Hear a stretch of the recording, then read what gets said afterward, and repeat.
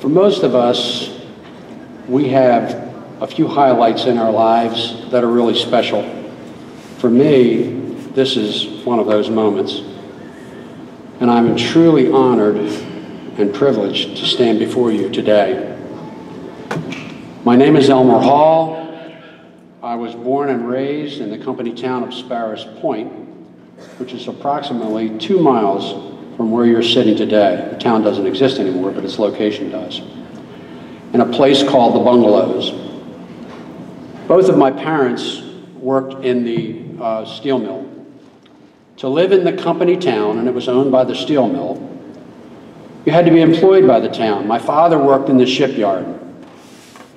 He was a chipper. He worked with an air-compressed chisel to knock the burrs and rough edges off of welds. He worked outside summer and winter, chiseling away at the sides of gigantic ships. It was hard work. My mother was a nail sorter. She sat by a conveyor belt all day, watching thousands of nails go by, and her job was to pick out the bad ones. It was hard work. My blue-collar roots run deep, and I'm proud of them. When I was growing up in the town of Sparrows Point, the expectations for blue-collar kids like me was to finish high school and find a job. Someplace like Bethlehem Steel. In those days, General Motors was still there, Western Electric, Lever Brothers, things like that. They were factory jobs. I graduated on this very stage in 1960, 54 years ago. The steel mill was just coming off a 4-month-long strike. We were without money. We got food from the garden, and it was a hardship of a time. There were no jobs to be had when I graduated, especially those blue-collar jobs. So many of the guys did what they could. They went into the service. I chose the Army. Enlisting in the service at that time was one of the best things that ever happened to me. Believe it or not, my family never took a vacation. Just couldn't afford it. Most of my experiences were in and around the town of Sparrows Point, except for an occasional trip to my grandfather's farm in Virginia. For the first time in my life, when I went into the service, I got to travel. I went to New Jersey for boot camp. I went to Massachusetts for schooling. I went to San Francisco. I went to Hawaii. I traveled to a little island called Wake Island in the middle of the Pacific. And I finally landed in Japan, where I spent 2 years. For a small town boy who hardly got out of Sparrows Point, the whole experience opened my eyes to new experiences and possibilities. After 3 years in the Army, I came back to Sparrows Point and eventually went to work in the mill. But I always had in the back of my mind that there was something else, or there were some other possibilities. I took a couple of classes at Essex Community College, and I discovered that learning could actually be enjoyable. Eventually, that led to an AA degree, and after 5 years at the steel mill, I decided to quit my job and go to school full-time. Big decision. The money there was good and the benefits were great. But while working in the steel mill is an honorable profession, both my parents worked there, my father's 3 brothers, I had cousins, sons, most of my friends. My wife worked there for 42 years. While it is an honorable profession, something else was pulling at me, something else was calling me. I transferred to Towson State. I got a degree in elementary education, and I taught 4th grade at Chapel Hill Elementary School. I went back to school on the GI Bill while I was there, and got my master's at Johns Hopkins, and got a degree in guidance and counseling. and I worked across the street at Edgemere Elementary School as a counselor for 8 years. Another master's followed from from Morgan State. After Edgemere, I spent 15 years as a pupil personnel worker and 1 as a school-based administrator. Now, while my 30 years as an educator in the Baltimore County school system was enriching and rewarding, it's not the complete story of what brought me to this stage today. I would like to paint a picture for you of a place that was near and dear to my heart. The place where I grew up. 2 miles from here, there was a town and a steel mill, the town of Sparrows Point. I want you to imagine shady tree-lined streets. They were sycamores. A town of 5,000 residents lived there, surrounded on 3 sides by a gigantic steel mill, a little green oasis in the center of a sprawling industrial complex. The town had 7 churches, a kindergarten, 2 elementary schools, and a high school, Sparrows Point High School, the original Sparrows Point High School. We call it the old Sparrows Point High School before it moved here. There were restaurants, grocery stores, a department store, 2 banks, 3 doctors, a dentist, a dry cleaner, a shoe repair shop, 2 barbershops, a hair salon, a post office. The company operated its own fire department and its own police department. There was a newsstand, a movie theater, where on a Saturday matinee you could see 2 full-length features, a cartoon, a newsreel of current events, and a serial where a hero like Rocket Man would get into a situation that was impossible to get out of. You had to wait till next Saturday to find out how he escaped. All of that for 25 cents. There was a bowling alley underneath of the movie theater, and you could hear the pins crashing while you were watching the feature for the day. There were 2 drugstores where you could sit on a swivel counter and ask for a Coke, and they would squirt some syrup in a glass and put some fizzy seltzer water in it. You could put a nickel in a jukebox and play some kind of music that our parents hated. It was brand new music, something called rock and roll. Singers like Elvis Presley, Fats Domino, and Buddy Holly. You could listen to them for a nickel. It was a great place, a wonderful place for kids to grow up. There was a bathing beach, baseball fields, football fields, playgrounds, fishing and crabbing off the piers in Hadaway Creek, carnivals, a Halloween parade, and on Thanksgiving Day, which was a big deal in Sparrows Point, it was Sparrows Point against Dundalk in the annual Steel Bowl game. The night before the football team rode around town on a flatbed truck. We all got up on this big flatbed truck, and we rode around town accompanied by fire trucks with sirens blaring and flashing lights, and it all ended in an alley behind F Street where they burned this gigantic S. This is but a sampling of the town of Sparrows Point and some of its events. For me, it was a wonderful place to grow up, almost like Mayberry on Andy Griffin, if you remember any of that. Then in 1972, Bethlehem Steel sent shockwaves through the community of Sparrows Point by issuing eviction notices to all 5,000 residents and every business that was there.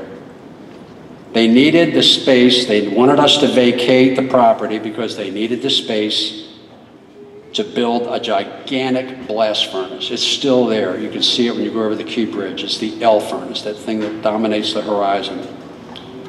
Within 2 years, everything that I described to you, the movie theater, the churches, the schools, the businesses, and the playgrounds, everything that I had known as a child was completely demolished and torn down.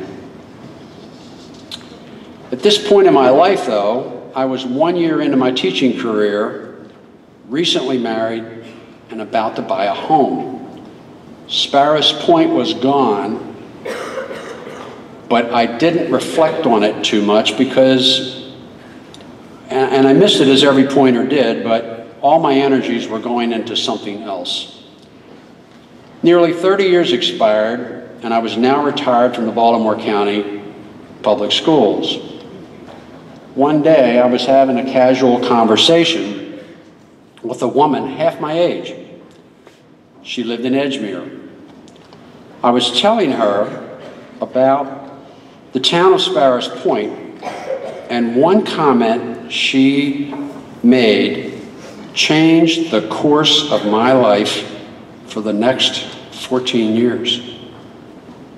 She said simply, "Gee, I didn't really realize that there was a town down there." A simple offhand remark, but it hit me like a thunderbolt. I realized that if someone who lived that close in Edgemere could almost see Sparrows Point from Edgemere, if someone who lived that close didn't know that it existed, who, if anyone, is going to remember? My thought was, somehow, some way, someone needed to make sure that people were going to remember that there was a town down there. But who and how? It didn't take me long to figure out that no one was going to step forward and preserve the memory of my beloved town. So I decided I would do something. Didn't have a clue, didn't know what. The first thing I did was have a reunion for the town. You saw some of that on the slides. I placed an ad in the Dundalk Eagle that announced that a reunion would be held at North Point State Park. This was in August of 2001. The little ad said, if you lived on the point, if you went to school there, if you worked there, if you had a relative there, if you could say Sparrows Point, you were welcome to come to this reunion. It was free. There was no RSVP. It was going to be held in the Trolley Pavilion, if you're familiar with that, down at North Point State Park. My wife and I went to the park that morning and waited. Something simply amazing happened. 800 people showed up at this reunion. They came from 15 states. A woman approached me at the reunion and said, "You just don't know how important this reunion is because we can't go home. It's gone. But this reunion is the next best thing." I had 2 more reunions following that, and the outcome was the same. They kept coming, almost like Field of Dreams. If you build it, they will come. The people just kept coming. At that reunion, I had 4x8 panels on easels with maps, diagrams, photos of the town, schools, and businesses, and you saw some of that. I was taking them down at the end of the day when a man approached me and said, "Well, what do you plan on doing with those photographs and maps and diagrams?" And I said, "Well, I guess I'll put them in a box for the next reunion." And the man said, "Well, that would be a shame. You really should find a way to share them. You should maybe put them in a pamphlet or maybe put them in a book or something." I knew immediately, again, I knew that something needed to be done. But where do you start such a project? How do you make a book? I had no experience in formal writing, no experience in historical research, little, if any, experience in layout and design, no experience in publicity, marketing, sales, distribution, no experience in self-publishing or publishing a book, all things that require you to produce a book. I had zero experience in any of that.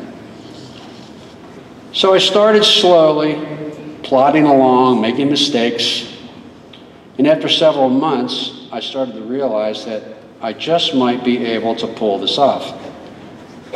A year later, my first book, Diary of a Milltown, was published. It sold out immediately. I had a second printing. It sold out too. I knew I was on to something. Something important was happening. I did a second book where my father worked in the shipyard. It sold out too. Followed by a third book on the Patapsco Back River Railroad, which was the railroad that serviced Sparrows Point. That one's gone too. Last fall, last November, I completed my fourth book, 360-page book on the steel mill at Sparrows Point. In all, I have accumulated over 1,000 pages of documented Sparrows Point history. And people ask me all the time, well, wasn't that a lot of work? The answer is yes and no. When it is your history, and this was my history, this was about people and places that I know and love. It's not like U.S. history or world history. It's personal. And it doesn't become work. It becomes a labor of love. It becomes a passion. And the hard work that you put into it becomes a joy.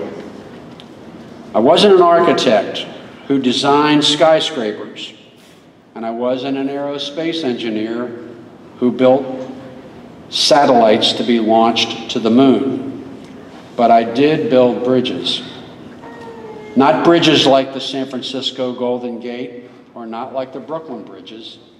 I built bridges to the past, which allowed former pointers to come together through my books and reunions to once again rekindle a love for a place called Sparrows Point. And it all happened by accident, with very little knowledge or experience in historical research or publishing. And it happened as I was approaching my 60th birthday. You've all heard it before, you're never too old to learn. You're looking at someone. I'm living proof of that. In closing today, I would like you to keep this in mind. Each and every one of you sitting out there, the young and the not so young, have an enormous reservoir of potential within you that is just waiting to be tapped. The only limitation you have is you.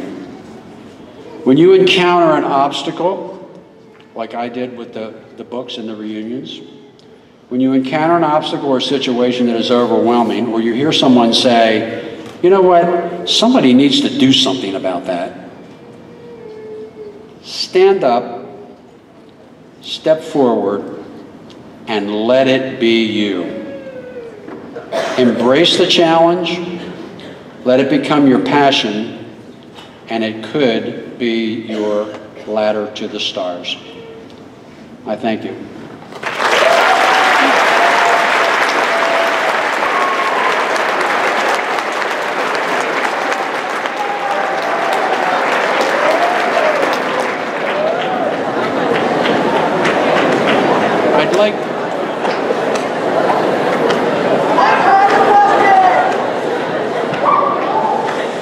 I'd like to take a minute to thank a few people and tell you a little story. When I was in the 8th grade at Old Sparrows Point High School, I was walking home one day, and a school bus went by, and I watched it go by, and I saw this little blonde-headed girl on the bus. And I thought, something special about that one. Well, that same little blonde-headed girl and I started dating right here in the 10th grade. Yeah. We were class couple in our senior year. She was the Steel Bowl queen, like your homecoming queen or Miss Sparrows Point that you have here in 1960. And in 1967, I married her.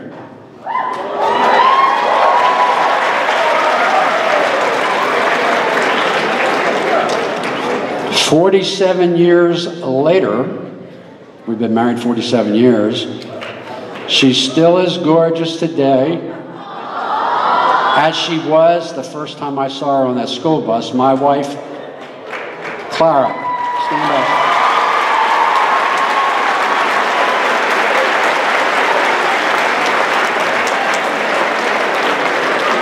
I would also like to thank my daughter, Andrea, who's here today, who typed every single word of the 1,000 pages of history, of the books that I put together, formatted every page, and I couldn't have done it without her. She always has her dad's back.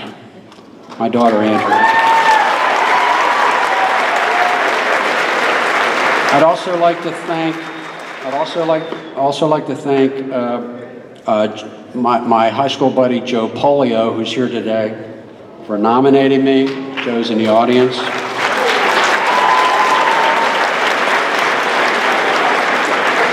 I'd like to also recognize I'm not the only one who is preserving the history of Sparrows Point.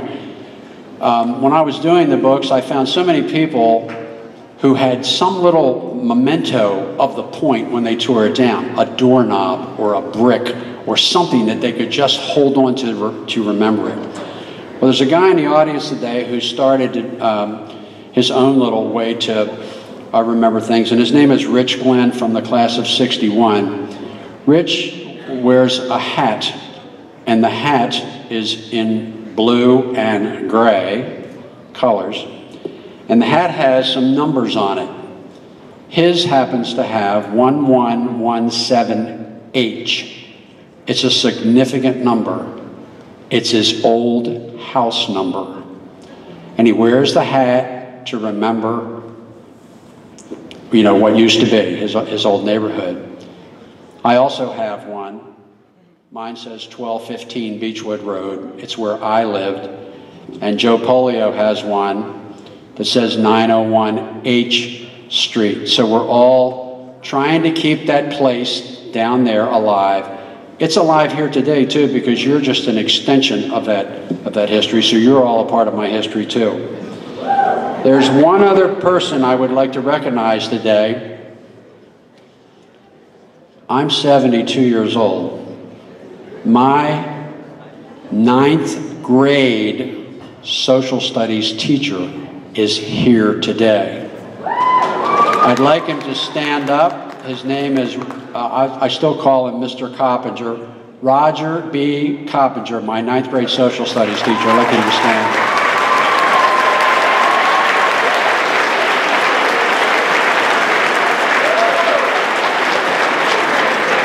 And finally, I would like to thank my most precious assets, all of my friends and family who came here today to support me.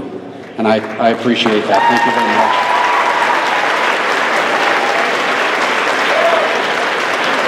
In closing, I just have one thing to say. Go Pointers.